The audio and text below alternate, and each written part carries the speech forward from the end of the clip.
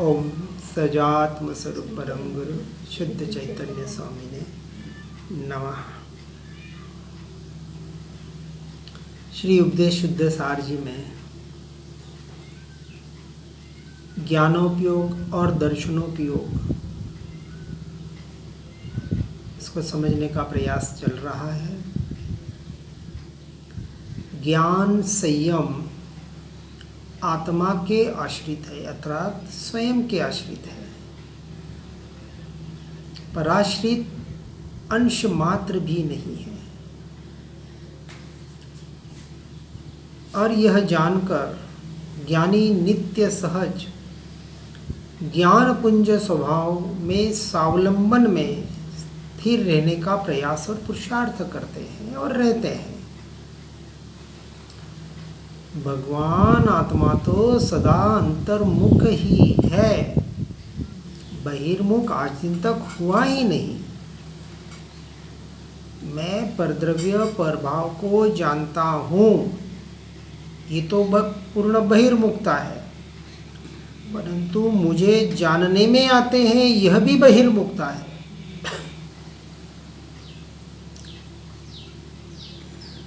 मैं हर क्षण हर समय निरंतर स्वयं से स्वयं को ही जान रहा हूँ। ऐसा दृढ़ निर्णय निश्चय, ऐसा श्रद्धा, इसका नाम अंतर्मुखता है। इसलिए अति सूक्ष्म अपूर्व निरंजन और निज बोध का आधारभूत ऐसा कारण परमात्मा सर्वथा सहज अंतर्मुख अवलोकन द्वारा वास्तविक जो भावलिंगी मुनिराज अनुभव करते हैं,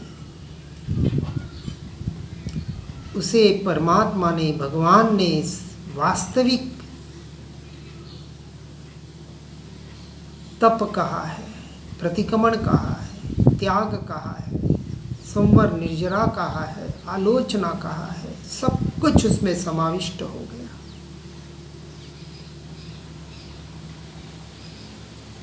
इसलिए आगे गाथा 372 में बताते हैं, सम्यक दर्शन बिना ज्ञान नहीं, ज्ञान बिना चारित्र नहीं, चारित्र बिना ज्ञानावरणादि कर्मों का क्षय नहीं, और कर्मों के क्षय बिना अरहंत अर्थात परमात्म पद अर्थात केवल ज्ञान नहीं।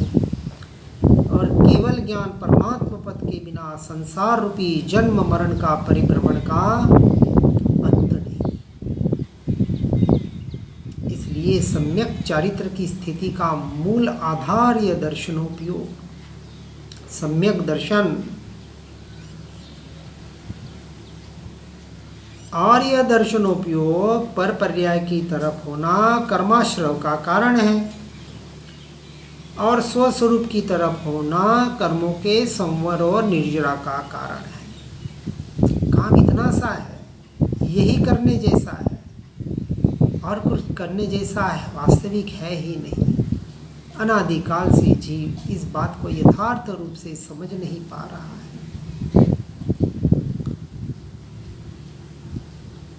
इसलिए अंतर्मुहूर्त में अपने स्वरूप और स्वभाव में एकाग्र हो जाए, लीन हो जाए, तो घातिया कर्मों का व्यवहार की अपेक्षा से क्षय और अनंत चतुष्टय सुख अरहंत परमात्मा पद की प्राप्ति हो जाती है पर्याय में, जिसके बाद हमेशा आनंद परमानंद ऐसा मोक्ष स्वभाव, निरंतर अपने स्वरूप और स्वभाव की रमणता वहाँ चलती रहती है। इसलिए वास्तविक ज्ञानावरण दर्शनावरण कर्म का बंध 10वें गुणस्थानक तक होता है और उदय 12वें गुणस्थानक तक चलता है। और मुख्यतः इस मोहनीय कर्म के क्षय होने के बाद ही ज्ञानावरण दर्शनावरण और अंतराय कर्म का क्षय होता है और केवल ज्ञान पर्याय में प्रकट होता है।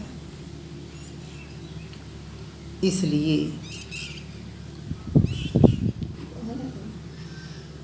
आत्मा निश्चय नय से भाव प्राणों को और व्यवहार ने से द्रव्य प्राणों को धारण करने से जीव कहा जाता है। चिदात्मक अथवा चित्त शक्ति से युक्त होने से चेतयिता है, उपयोग से विशिष्ट है। अपने भाव कर्मों और द्रव्य कर्मों के आश्रव बंध और निर्जरा मोक्ष में स्वयं समर्थ होने से स्वयं प्रभु है, विभु है। निश्चय नय से पौद्गलिक कर्मों के निमित्त से होने वाले आत्म परिणामों का और व्यवहार नय से आत्म परिणामों के निमित्त से होने वाले पौद्गलिक कर्मों का करता है। निश्चय नय से शुभ अशुभ कर्मों के निमित्त से होने वाले सुख दुख परिणामों का और व्यवहार नय से शुभ अशुभ कर्मों के द्वारा निष्पादित इष्ट अनिष्ट विषयों का भोगता है। निश्चय नय से लोकाकाश के बराबर संख्यात प्रदेशी होने पर भी नाम कर्म के द्वारा रचित छोटे या बड़े शरीर में रहने से व्यवहार नय से शरीराकार है। व्यवहार नय से कर्मों के साथ एकत्व होने से मूर्त होते हुए भी निश्चय नय से मूर्त नहीं है। निश्चय नय से पुद्गल परिणामों के अनुरूप चैतन्य परिणाम रूप भाव कर्म से तथा व्यवहार नय से चैतन्य परिणामों के अनुरूप द्रव्य कर्मों से संयुक्त है। संसारी जीव जब कर्ममल से छूट जाता है तो ऊपर लोक के अंत में जाकर सर्वज्ञ सर्वदर्शी अतीन्द्रिय अनंत सुख को प्राप्त करता है, जिसे हम व्यवहार से सिद्ध शिला या मोक्ष के नाम से जानते हैं। इस तरह से यह जीव एकमात्र अपने स्वरूप और स्वभाव के आश्रय से, उसमें लीनता से, उसकी स्थिरता से सब कुछ प्राप्त कर लेता है। प्राप्ति कहाँ? निश्चय से प्राप्त ही है, पर्याय में प्राप्ति करनी है, प्रकट करना है, और इसी की तो सारी साधना है। इसलिए इस बात को बराबर ध्यान में रखना है। और जिस कर्म के उदय से अन्य पदार्थों में जीव मोहित होता है, मूर्छित होता है, आसक्त होता है, और जिसकी वजह से अपने शुद्ध स्वरूप का भान न रह सके और न स्वरूप की स्थिरता में बढ़ सके, उसे मोहनीय कर्म कहते हैं। स्वरूप में स्थिर न होने देना ये चारित्र मोह का विषय है, और अपने स्वरूप की ओर उपयोग ही न जाने देना ये दर्शन मोह का विषय है, जिसे व्यवहार से हम मिथ्यात्व या अज्ञान दशा कहते हैं, जिससे निरंतर जीव मोह राग द्वेष रूप परिणमित हो रहा है। इस मोहनीय कर्म बंध के कारण सबसे खतरनाक आठों कर्मों में ये दर्शन मोह, एक तरफ दर्शन मोह और एक तरफ ये 7.5 कर्म,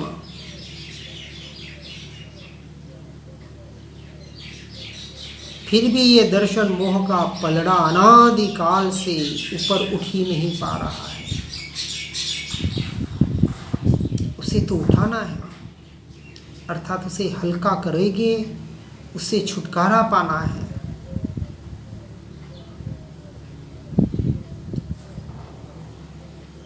इसलिए अपने भावों की ओर लक्ष्य देवें, क्योंकि जिस भाव से पदार्थ को देखता जानता है, उसी भाव से मोह राग द्वेष करता है और कर्म का बंध करता है।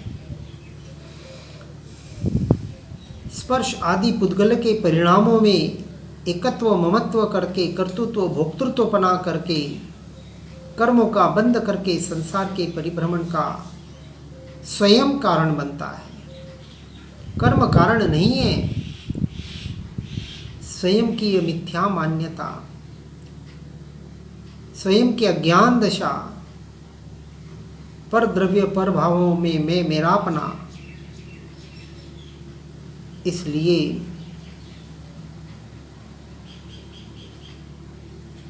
जिस जीव को भेद ज्ञान सम्यक दर्शन पूर्वक निज सत्ता स्वरूप आत्म तत्व का बोध हो जाता है तथा अपने परमात्मा स्वरूप का बहुमान होने पर पदार्थों से दृष्टि हटाकर अपने स्वभाव में लीन होता है, वह इस मोहनीय कर्म को क्षय कर अनंत चतुष्टयमयी निज परमात्मा पद को प्राप्त करता है। किसे कहा अनंत चतुष्टय? उसको एक टेबल की आधार से बताने का प्रयास किया जाता है। अनंत दर्शन, अनंत ज्ञान, अनंत सुख, अनंत वीर्य, ऐसे अनंत चतुष्टय। अनंत दर्शन की शुद्ध पर्याय केवल दर्शन, अनंत ज्ञान की शुद्ध पर्याय केवल ज्ञान, अनंत सुख की शुद्ध पर्याय परमानंद और अनंत वीर्य की शुद्ध पर्याय परमात्म शक्ति, जो सब में मौजूद है, हर जीव में मौजूद है, बस उसका सदुपयोग नहीं कर पा रहा है, उसकी तरफ दृष्टि नहीं कर पा रहा है। और वहाँ दृष्टि न करने की वजह से दर्शनावरण, ज्ञानावरण, मोहनीय और अंतराय कर्मों का बंद करके अंतःकरण चतुष्टय को भटकाता है, जो वर्तमान की जीव की स्थिति है।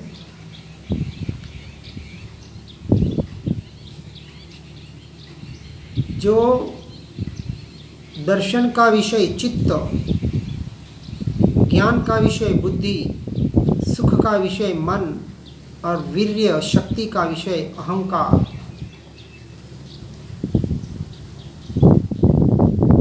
जो चित्त धारणा करने में सहायक है, जो बुद्धि निर्णय करने में साधन बनती है, जो मन मान्यता को, श्रद्धान को दृढ़ करने में साधनभूत बनता है, और जो अहंकार विभ्रम दिशा की ओर ले जाता है, भ्रांति में ले जाता है, ऐसे मन, बुद्धि, चित्त, अहंकार से हमें बचने का प्रयास करना है। वास्तविक सारे पुद्गल के परिणाम है। इसलिए मान्यता रूपी मन को यदि अपने परमात्मा स्वरूप में लगाया जाए, द्रव्य मन से भाव मन का सहारा लेकर अपने ज्ञान स्वभाव की ओर बढ़ा जाए, तो दर्शन मोह का क्षय करके फिर पुरुषार्थ के द्वारा चारित्र मोह का क्षय करके परमात्मा पद की प्राप्ति कर सकता है।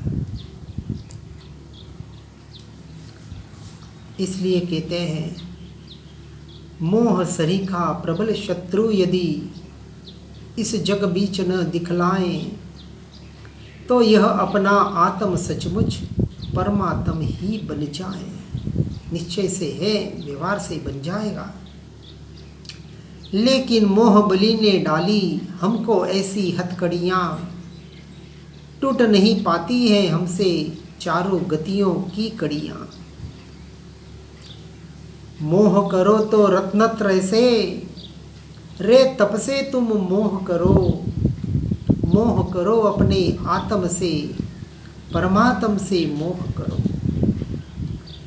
लेकिन यदि अंधे होकर तुम रागों में फंस जाओगे, जन्म मरण की हथकड़ियों से कभी उबर ना पाओगे, कभी उबर ना पाओगे। हे भव्य जीवों, इन बातों को सुनकर समझकर इस मोह धारा को मोड़कर संसार परिभ्रमण से बचने का उपाय जो हर जीव के हाथ में है, हर आत्मा के हाथ में है, मेरे हाथ में है, अन्य किसी और के हाथ में नहीं है। परमात्मा भी कुछ नहीं कर सकते, देव गुरु शास्त्र भी कुछ नहीं कर सकते, मात्र दिशा निर्देश कर रहे हैं, बता रहे हैं इससे और अनंत उपकार उनका क्या होगा। चलना तो स्वयं को स्वयं से पड़ेगा, कोई चला नहीं सकता। इसलिए मोह कहे, प्रेम कहे, स्नेह कहे, मान्यता कहे, अपनत्व कहे, इष्टता कहे, अज्ञान जनित यह संसार में भटकता जीव इस मोह माया की वजह से परिभ्रमण का कारण बनकर अपने आप को ठग रहा है, अपने आप को धोखा दे रहा है। इसलिए ज्ञान पूर्वक अपने आत्मसम्मान का बहुमान लाए, उत्साह लाए, स्वयं के प्रति प्रेम और इष्टता लाए,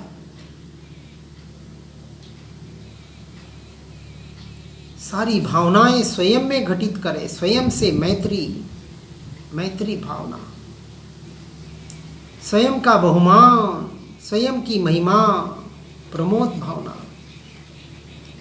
अपने स्वयं की आत्मा पर करुणा भावना, सारी भावनाएं अपने ऊपर घटित करें।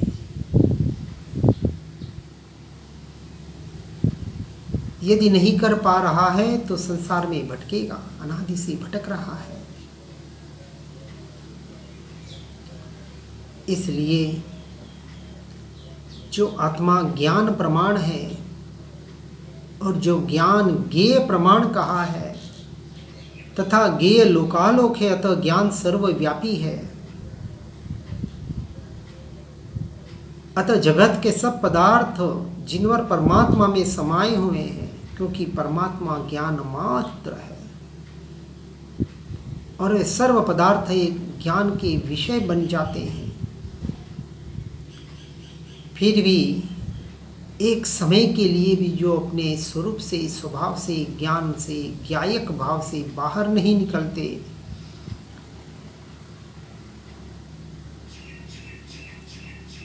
उस कारण वे सर्वगत परमात्मा कहलाते हैं। मैं एक अकेला हूँ, न मैं किसी का हूँ, न कोई मेरा है। मैं निश्चय दृष्टि से शुद्ध बुद्ध चैतन्य घन स्वयं ज्योति सुखधाम ज्ञान मात्र, कर्मों के संयोगों से होने वाले सब भाव मुझसे सर्वथा भिन्न, पर्याय का परिणमन मुझसे भिन्न, गुणों के भेद मुझसे भिन्न। मैं तो अभेद अखंड त्रिकाली ध्रुव चैतन्य तत्व घनपिंड ज्ञानाकार, जो परमात्मा वही मैं, जो मैं वही परमात्मा। इसलिए मैं ही मेरे द्वारा उपासना किए जाने योग्य हूँ, दूसरा कोई मेरा उपास्य नहीं है। इस प्रकार का निरंतर चिंतन, रटन, मनन परम मोह रूपी मुक्ति से मुक्त कराने का कारण बनता है।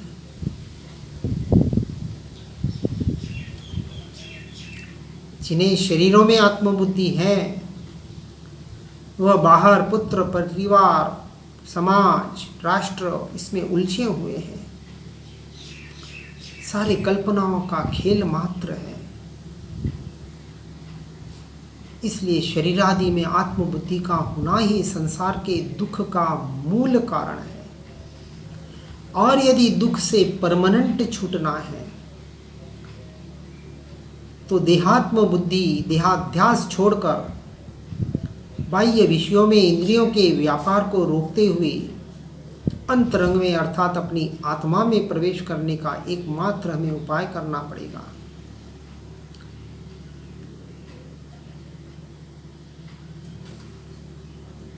इस उपाय में आज और अटकना एक जगह हो रहा है और वो है यह मोबाइल। अरे हम तो और कुछ नहीं देखते, सिर्फ पढ़ते सुनते हैं, स्वाध्याय सत्संग करते हैं, अच्छी बात है,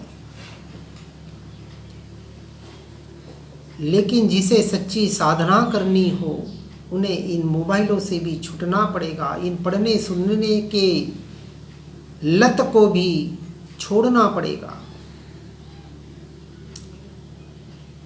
न कुछ पढ़े, न कुछ सुने, न कुछ देखे और फिर देखें कि हम जानने वाले में कितना रह पाते हैं। हम अपने उपयोग को अपने उपयोग में, अपने ज्ञान स्वभाव में कितना ला पाते हैं।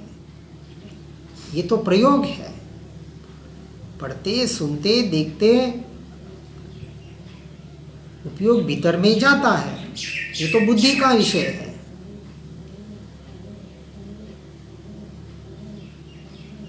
इसलिए श्रीमद जी को कहना पड़ा, धरी मौनता एम कही सहज समाधि माय।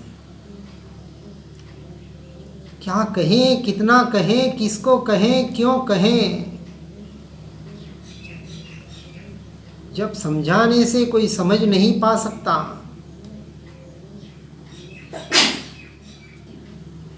स्वयं से स्वयं को समझाना है। ये बोलना भी दूसरों के लिए नहीं है, स्वयं के लिए। स्वयं का स्वाध्याय मात्र ऊंचे स्वरों में हो रहा है, पर यही हमें करना है। बोलते बोलते अपना उपयोग भीतर जाए, सुनते सुनते उपयोग भीतर जाए,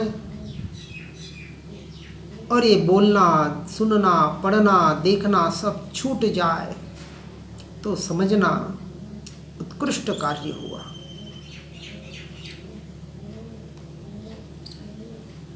ऐसा सर्वोत्कृष्ट कार्य करके निरंतर हमें अपने स्वरूप और स्वभाव की साधना, आराधना करनी है। हर जीव इस मार्ग में आगे बढ़ने का प्रयास और पुरुषार्थ करें। इसी भावना के साथ ओम नमः सिद्धम। जिन वाणी के ज्ञान से हो सम्यक श्रद्धा, हो चारित्र महान पाऊं पद निरवान।